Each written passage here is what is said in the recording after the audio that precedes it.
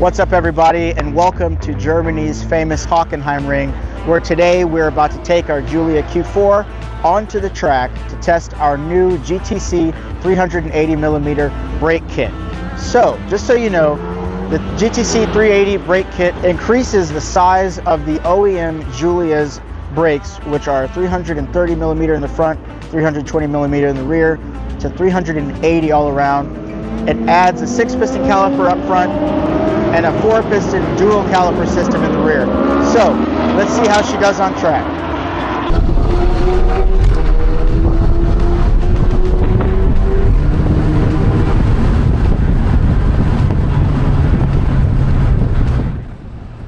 What's up, everybody, and welcome to our first lap here at the Hockenheim Ring.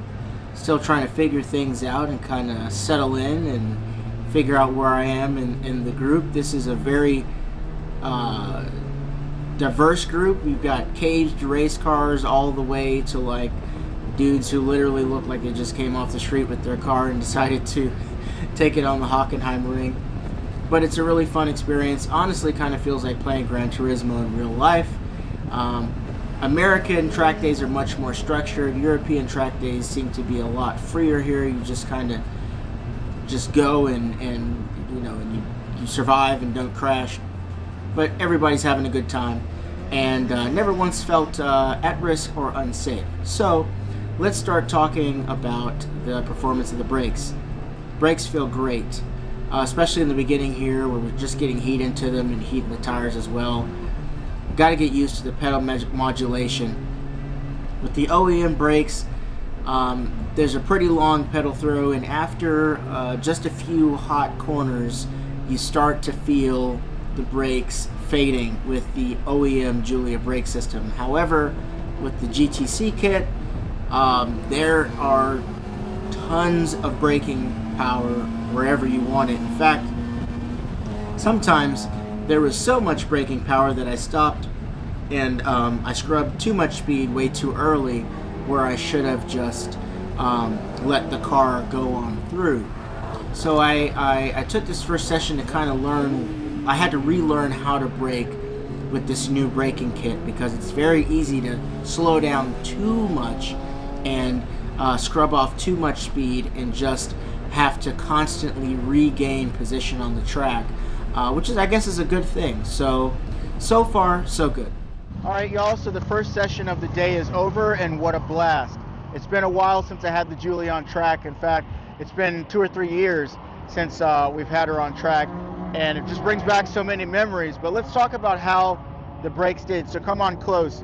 As you can see, we still got a nice smooth rotor face. These are street pads, so they're not really meant for what we're going out there and doing, but they performed very well. I never once had an instance of brake fade or feeling as though the car wouldn't stop. And we're on some 340 or 360 tread wear Vredsteins that are really just a sporty all-season tire.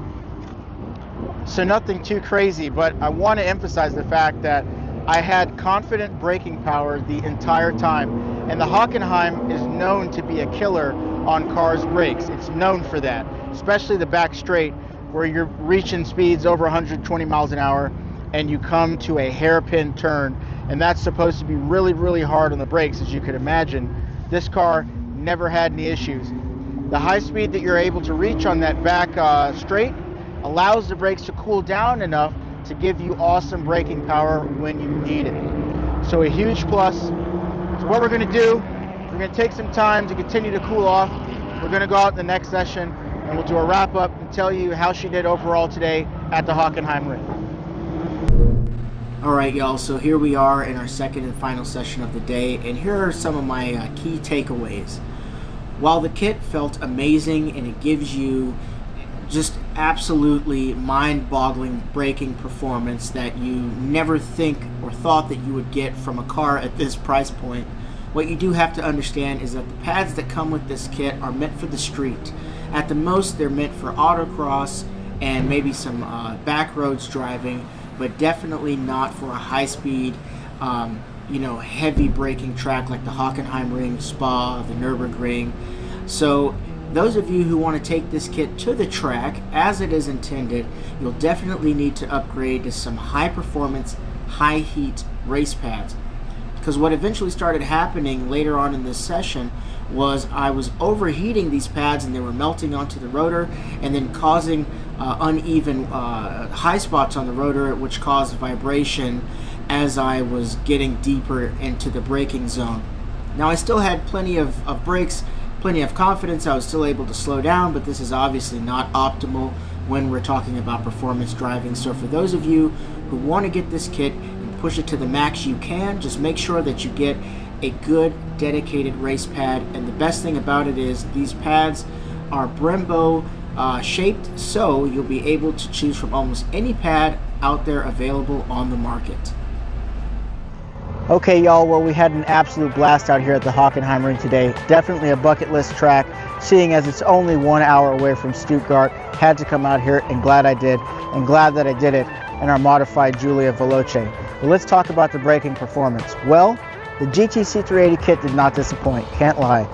Never once had any loss in braking power, confidence, never once had any brake fade. Once again, we are running the Castrol SRF React brake fluid in here. We did that intentionally because we wanted to make sure that lap after lap, corner after corner, we didn't receive any brake fade or sponginess. So running a high quality brake fluid, especially in a system like this designed for the track, is really a must. Don't put a system like this on your car and then run .3 plus or .4 plus brake fluid. It's just not going to work. One thing I really want to harp on and mention is bedding in of the brakes, right? The bedding in process is going to make the difference between a really good braking system and a mediocre or a poor braking system. And all bedding in means is transferring a layer of pad material from the pad to the rotor.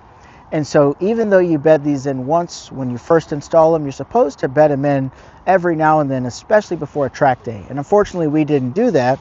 So during the first session, that was kind of our bedding in process. And during the second session, we dealt with some brake judder from uneven brake pad deposits. So lessons learned there.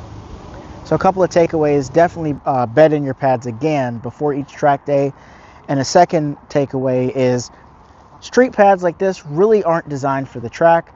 They're designed for maybe a couple of spirited laps and some autocross, but what you really want to do is put on some actual track race dedicated pads that are really going to bite into the rotor.